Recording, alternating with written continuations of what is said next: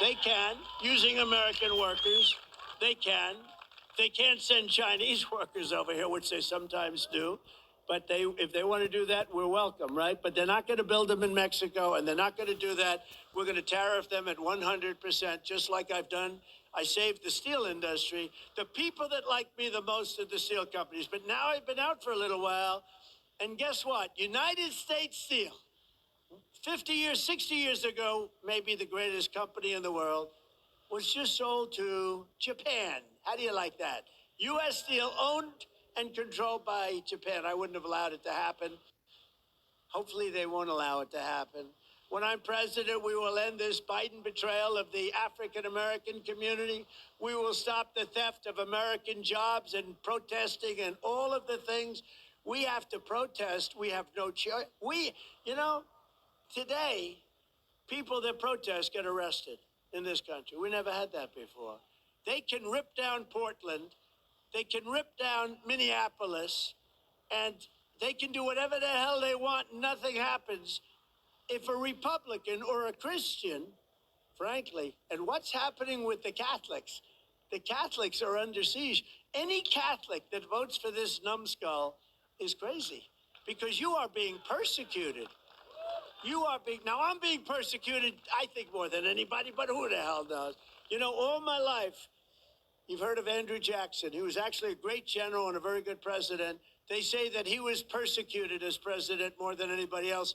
Second was Abraham Lincoln. This is just what they said. This is in the history books. They were brutal. Andrew Jackson's wife actually died over it, they say. Died of a broken heart, but she died over it. He was never quite the same.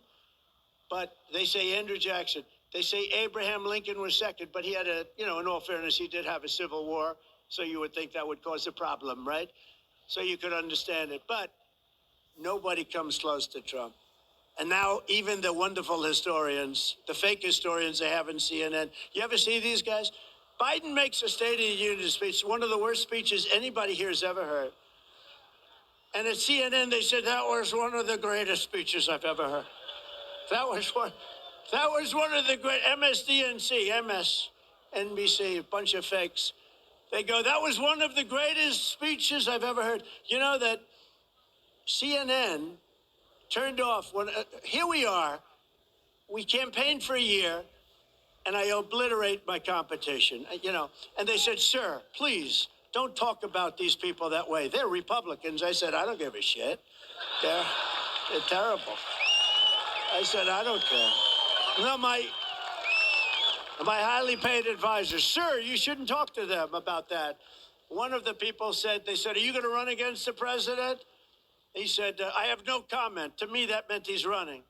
So I hit him hard. I hit him low. I hit him high, just like we did to ISIS. We hit him hard.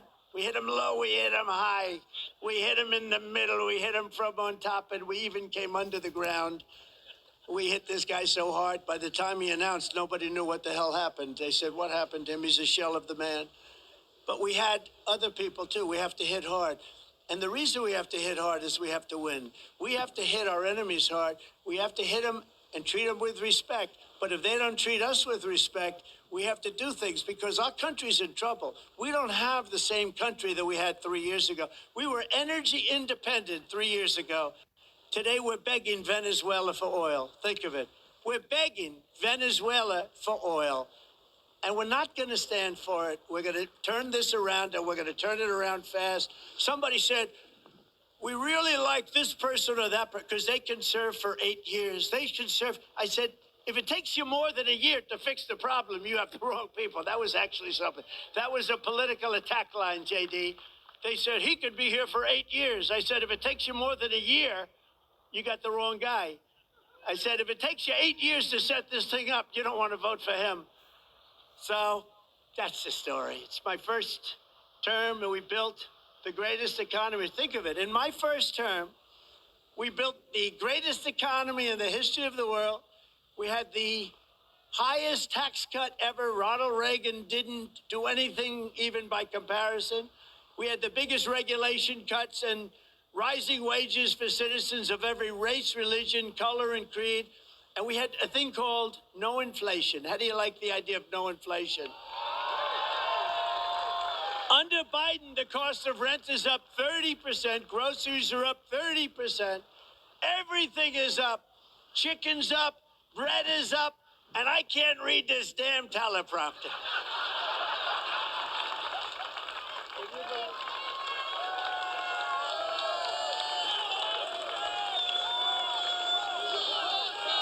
This sucker is moving around.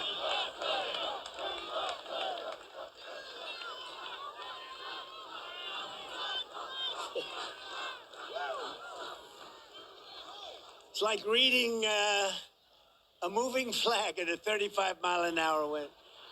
And then they say Trump's a bad guy, because I'll say this.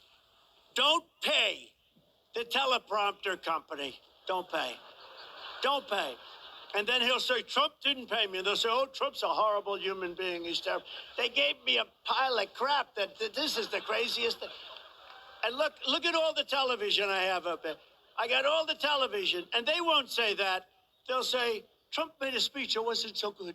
It wasn't so good. You know, it's funny.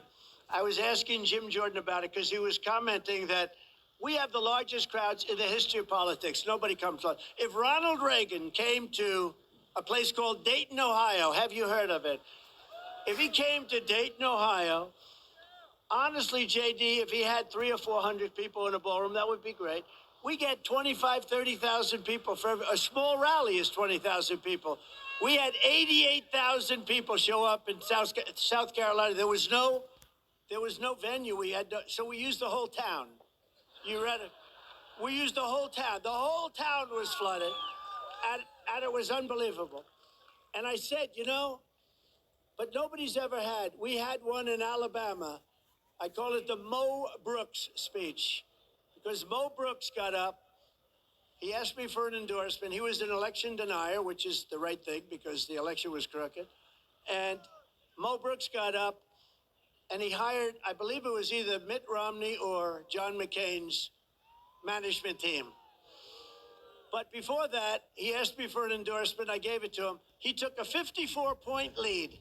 Then he called me and said, I'd like to do a rally. Mo Brooks, a friend of Jim, right? Mo Brooks, legendary. Where's Mo? What happened to Mo? So he gets up.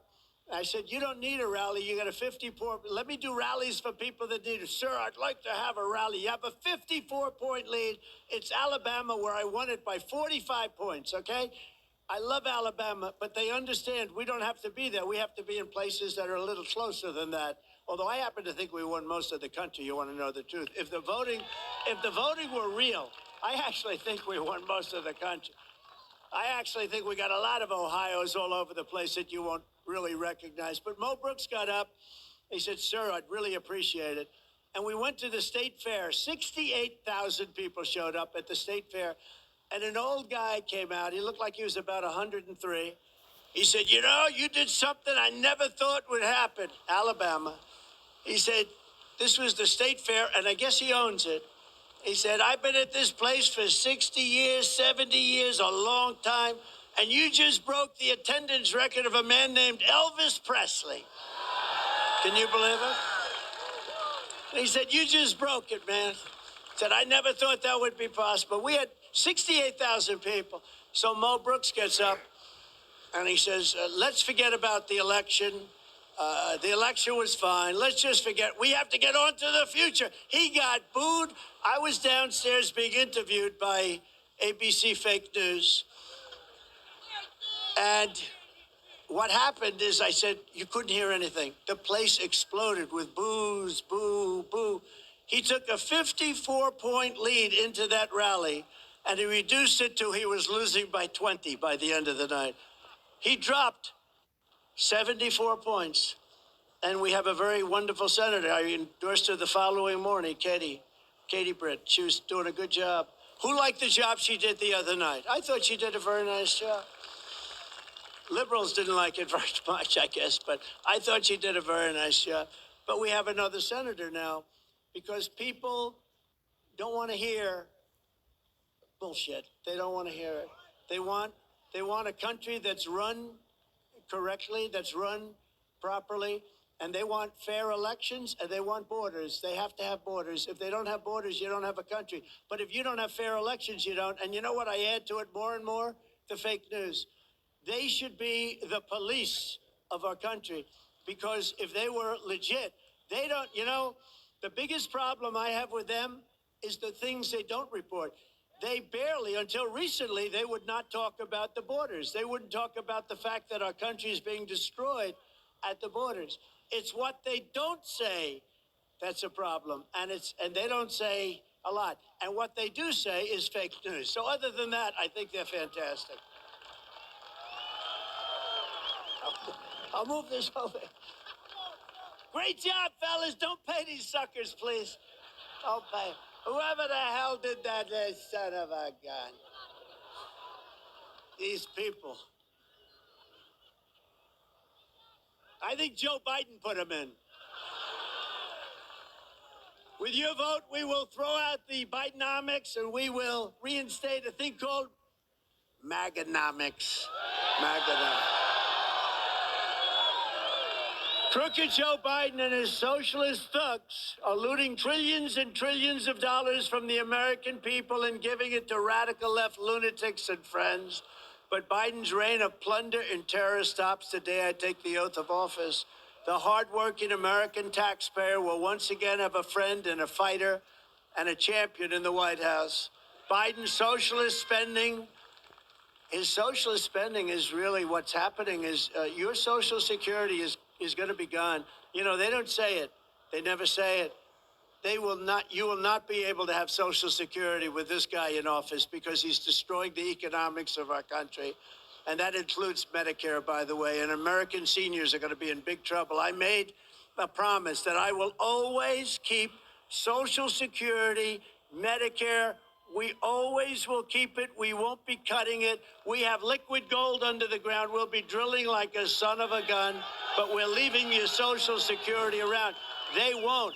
And they can't make that pledge because their economic theory is no good, because they're taking in millions and millions of people in this country and they're spending, I look at New York, and New York is very low on money for years. And New York State, very, very low. And a lot of people want to leave because of the lawfare that's going. A lot of companies are leaving because they don't want to get caught up into the crap that I got caught up into, where they go after you for no reason whatsoever. No victim, no this, no that. They let violent criminals roam the streets, roam in the subways, but they go after Trump all the time. And people get tired of it. Companies don't want to be subject to that. But if you take a look at all of the things that are happening, the money, the billions and billions of dollars, and I say, where did they get this money? California, the same thing. Gavin Newsom. Does anyone ever? Gavin Newsom. SCUM is his last. No, Gavin Newsom. This guy, he's always talking about, oh, California is great, great. They're losing a fortune. People are moving out. I have property there. I love California. One of the most beautiful places. They're destroying it. They're destroying California. This guy is a horrible, horrible governor. In a certain way, I'd like him to run, to be honest. I just think it would be, he's just a bullshit artist. It's crazy. He's done such a bad job. But you look at what Democrats have done. Look at Illinois. I don't know how it continues. You have this guy Pritzker. I don't know. He's too busy eating. He wants to eat all the time. Would you like a hamburger? How many do you want? 5? I'll have 5 burgers, please. You go to his office. Would you like a hamburger? Yeah. Okay, I'll have 5 burgers.